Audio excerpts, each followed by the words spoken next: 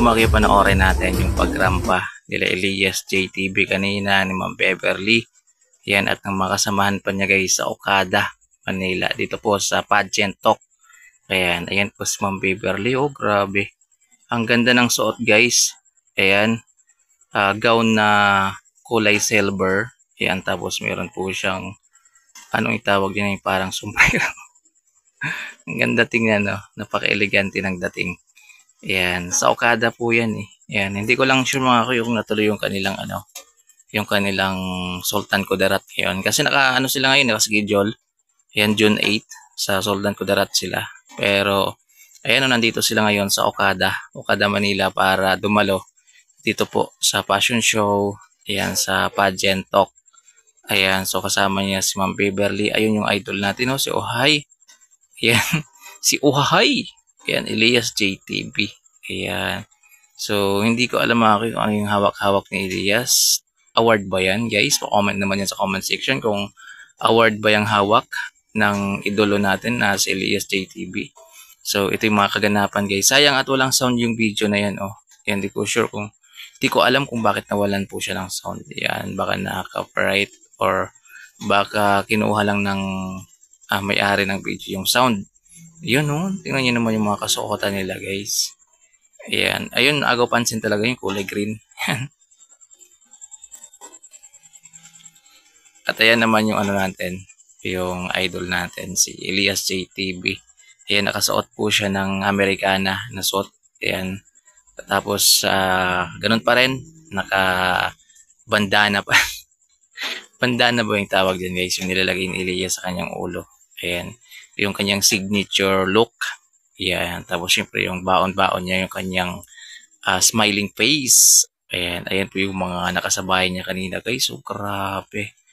Ayan. Mga hindi basta-bastang tao yan, guys. Ayan din po siguro yung mga sikat na tao. Ayan. So, tingnan nyo naman. Ang dami nila, mga Q. Ayan. So, check natin mamaya kung natuloy sila sa sa Sultan Kudarat. Ayan, baka after nito, yan, sa nilang pageant, ay dumiretso sila sa Sultan Kudarat. Kasi nga nakaschedule sila ngayon, guys. Ayan, hindi naman kasi pwedeng i-move yan kasi grabe yung schedule ni Elias J. Ayan, naka-fully book po siya ngayong June. Ayan, start nung bumalik siya nung 4 kasi yung 2 at saka 3, nagpahinga siya. Ayan, pero yung nung 1, nasa sila eh. Nasa Iloilo, Pasig. Ayan, then after nun, nagdao sila nung 4 na. Hanggang tuloy-tuloy na talaga yan hanggang katapusan na. Ayan, so di natin alam guys, baka dumiretso naman sila dun sa Sultan Kudarat. Check natin mamaya.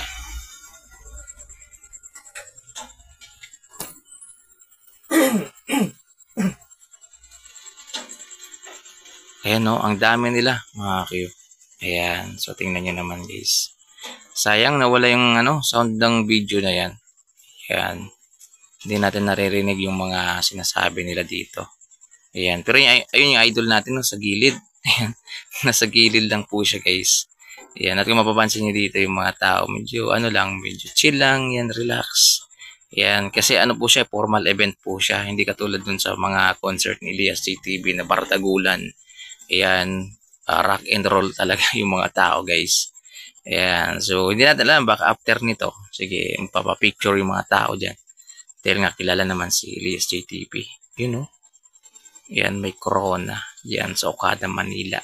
Ayan, so ang daming taong dumalo din dito guys.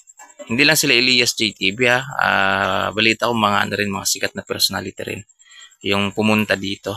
Ayan, para makilahok o siguro na invite. Ayan, so kasama ni Elias dyan sa Ma'am Beverly.